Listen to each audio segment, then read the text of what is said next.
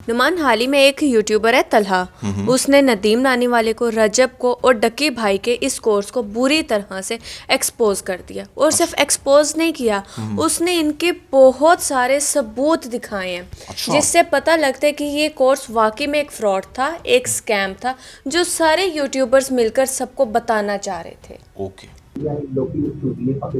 सुन लो, जहां पर नदीम और डक्की आपस में बैठ के डिस्कशन कर रहे हैं कि कोर्स बेचते हैं, 5,000 फीस रखेंगे, ठीक है, और पर मंथ अच्छी होगी तो मीटिंग कर लेते हैं, ये 3 हो जाए 33%। जो कंप्लेंट मेरे खिलाफ हुई है ये की है भाई, करवाई है नदीम नानी वाले ने। मैं ये सारे प्रूफ्स और स्क्रीन रिकॉर्डिंग ऐड कर रहा हूँ। इस बंदे ने मुझे इंस्टाग्राम पे मैसेज किया है। प्रूफ्स आपने देख लिए हैं। जाहिर सी बात है, इन सारी चीज़ों के बाद उनकी साइड से रिएक्शन तो आना था।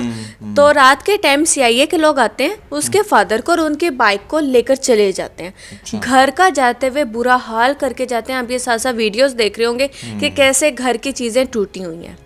और उसके बाप को लेकर जाके इलेक्ट्रिक शॉक देते हैं। अच्छा। और उसको उनके एक लड़के के सामने न्यूट कर देते हैं। डायरेक्ट गुंडागर्दी में पुलिस आती है, सीआईए वाले आते हैं और मेरे घर में आके तोड़फोड़ शुरू कर देते हैं। मेरे पापा को उठाया, उनको टॉर्चर करते रहे, कपड़े उतार के करंट लगाते हैं यार। That's really bad. ओके। हाँ, लेकिन इसमें सबसे पहले लेकिन अभी आप बात सुने मेरी। इस पर शाह मुदरीस का भी एक रिप्लाई आया है। क्यों ना सबसे पहले हम उसके रिप्लाई को भी जरा सुन लें, वो क्या कहना चाहता है। सोशल ब्लेड इसका गवाह है कि अगर डक्की भाई वर्सेस शाह मुदरीस कंट्रोवर्सी ना हुई होती तो आज डक्की भाई ना होता। लेकिन अब आप सोच रहे होंगे व्हाई आफ्टर 7 इयर्स मैंने उस वक्त क्यों रिप्लाई नहीं दिया, क्योंकि उस वक्त no matter what I said आप लोग इतने ब्रेन वॉश हो चुके थे कि शाह मुदरीस आपको एक बहुत बुरा इंसान लगता था। लेकिन in the last 7 years Ducky की असलियत आप सबके सामने खुद ब खुद ही आ गई। आई ऑल्सो लेट एवरीथिंग गो, क्योंकि मैं सोचता था डक्की मैच्योर हो चुका है। जैसे ही वो बड़ा यूट्यूबर बना, उसने छोटे यूट्यूबर्स को इंसान समझना ही छोड़ दिया। तो नुमान, ये सारी चीज़ अब आपके सामने आ गई है। अब आपका इस पे क्या रिस्पॉन्स है? यार, असल में जो यूट्यूबर्स अब काफ़ी फेमस हो गए हैं, जिनको सो कॉल्ड बड़े यूट्यूबर्स कहा जाता है, इनको ये बात समझनी चाहिए कि उन्होंने अपने टाइम पे क्या किया। अब तलहा से पहले भी बहुत ऐसे लोग आए हैं। वो एक बदला ब्रो के नाम से है, उससे पहले भी 1-2 यूट्यूबर्स हैं जिन्होंने जिसने भी आवाज़ उठाने की कोशिश की है विद प्रूफ, उसको इन यूट्यूबर्स ने रगड़ा लगाने की कोशिश की है। कोशिश क्या, रगड़ा लगाया है। आपको ये बात समझनी चाहिए स्टार्टिंग फ्रॉम डक्की कि भाई डक्की अब क्या करता था। डक्की जब अपने टाइम पे रोस्ट करता था ना, तो जिसके ऊपर रोस्ट होता था ना, उसकी आंखों से आंसू निकल आते थे।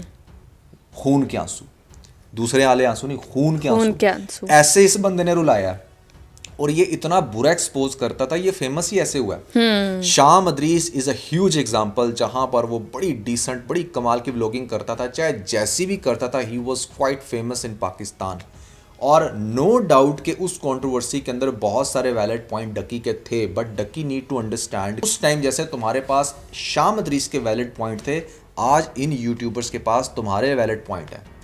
इन यूट्यूबर्स के पास वो सारे प्रूफ हैं और इन्होंने मेरे ख्याल से आपसे भी ज़्यादा अच्छे तरीके से एक्सपोज किया आपको, क्योंकि आपसे ही सीखा है इन्होंने। जैसे आप कभी किसी ज़माने में दूसरे बड़े व्लॉगर्स को एक्सपोज करते थे, आज इन्होंने आपको एक्सपोज कर दिया।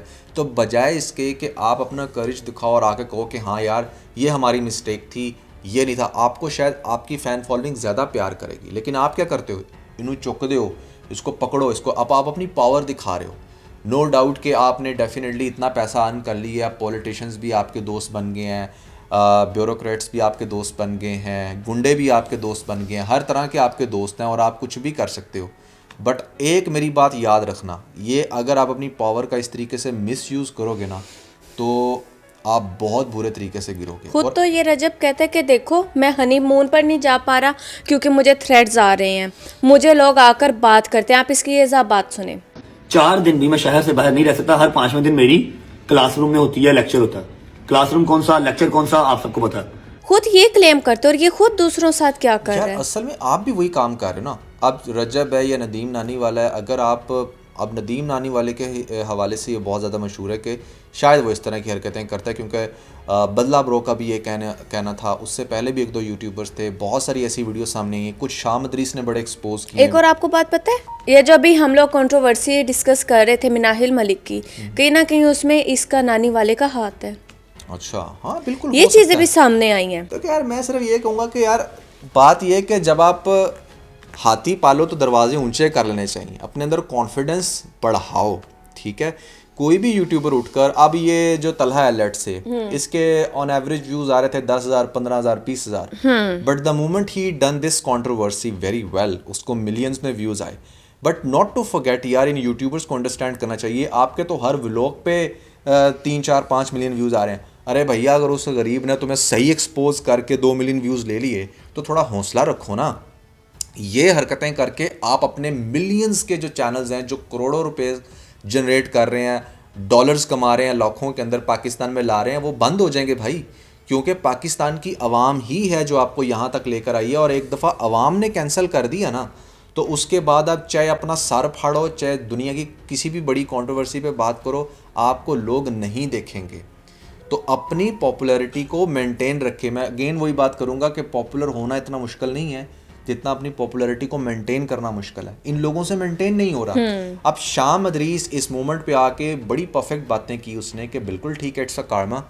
आप देखें कि पहले जो डकी की वाइफ के साथ सीन बना, वो भी कहीं ना कहीं जो फ्रॉगी के साथ इसने किया या करवाया या इसके फैंस ने किया, उसका रिएक्शन है जो फ्यूचर के अंदर आपको रिवर्ट हो ही जाता है। और अब ये जो हरकतें हो रही हैं, आपका क्या ख्याल है कि आप किसी के बाप को उठा के टॉर्चर करोगे, किडनैप करोगे, या उस डायरेक्टली यूट्यूबर को ही कुछ करोगे, वो चीज़ वहाँ पर स्टॉप हो जाएगी, वो रिटेलिएट करेंगे। वो फिर से वीडियो बना रहे हैं, वो इनकी एक एक चीज और आगे से सामने ला रहे हैं। डेफिनेटली वो फुटेज दिखाते हैं। मैं आपको बात बताऊं, डकी के साथ आवाम क्यों जुड़ी थी। डकी के पास ना अपने टाइम पे बड़े वैलिड पॉइंट थे कि भैया दिस इज द स्टेरियोटाइप, ये हो रहा है, वो गलत कह रहा है, जिसकी वजह से आवाम ने उसको इतना ज़्यादा सपोर्ट किया कि आज वो कहाँ से कहाँ पहुँच गया। ठीक है, Rajjab but on the other side, भैया आपको इस गुंडागर्दी की वजह से नहीं फेमस हुए आप फेमस हुए थे, चावल बांट रहे थे, आप फेमस हुए थे नान के ऊपर हलीम डाल डाल के लोगों को दे रहे थे। उधर ही आओ ना, ये क्या हरकतें करनी शुरू कर दी, डॉन हो आप। फिर उसके बाद नदीम नानी वाला, भैया आप फेमस हुए थे आईफोन देने से, आईफोन ही दो, ये काम मत करो। ठीक है, जो जहाँ से आप फेमस हुए उसी चीज़ को मेंटेन रखो।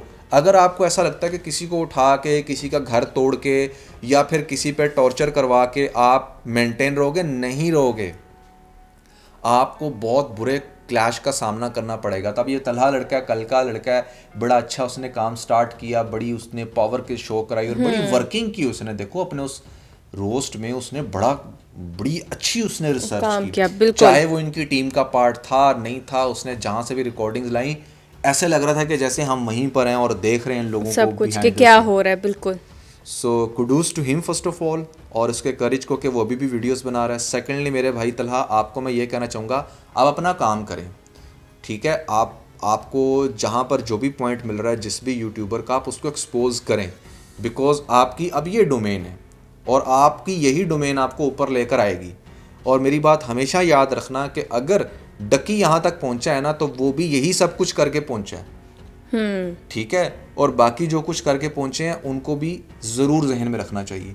और शाम अदरीस, शाम भाई बिल्कुल ठीक कह रहे हैं आप, लेकिन बात यह है कि आपने उस टाइम ईंट का जवाब पत्थर से नहीं दिया, आप चुप कर गए थे। और YouTube पे ना हमेशा मेरी बात याद रखना, हर दफा चुप होना भी बेहतर नहीं होता है, आपने रिस्पॉन्स करना है। क्योंकि देखें रियलिटी में ना, अगर आपको कोई कुछ कहता है तो कहते हैं चुप कर जाना बेहतर है, लेकिन YouTube पे नहीं है। YouTube पे अगर आप चुप कर गए तो you will be assumed as a culprit. आपको चुप नहीं करना चाहिए था। आज आप इतना पीछे इसलिए रह गए क्योंकि आप तब चुप कर गए थे। हो सकता है आपके पास कुछ वैलिड पॉइंट होते जो आप उस टाइम बताते, तो आज आप और किसी पोजीशन पे होते, या आप डक्की को या बाकी यूट्यूबर्स व्लॉगर्स को एक तगड़ा जो है ना वो आप कंपटीशन दे रहे होते। So yeah here is the bold couple episode 14। आई होप कि आप लोगों ने वीडियो को लाइक किया होगा, नेवर फॉरगेट टू शेयर। और ख़ास तौर पे अगर आप लोगों ने हमारी प्रीवियस एपिसोड नहीं देखी थी बोल्ड कपल की, तो ऊपर आपको लिंक मिल जाएगा, जल्दी से लिंक पे क्लिक करके वीडियो देख के अपना फीडबैक हमें ज़रूर दीजिएगा।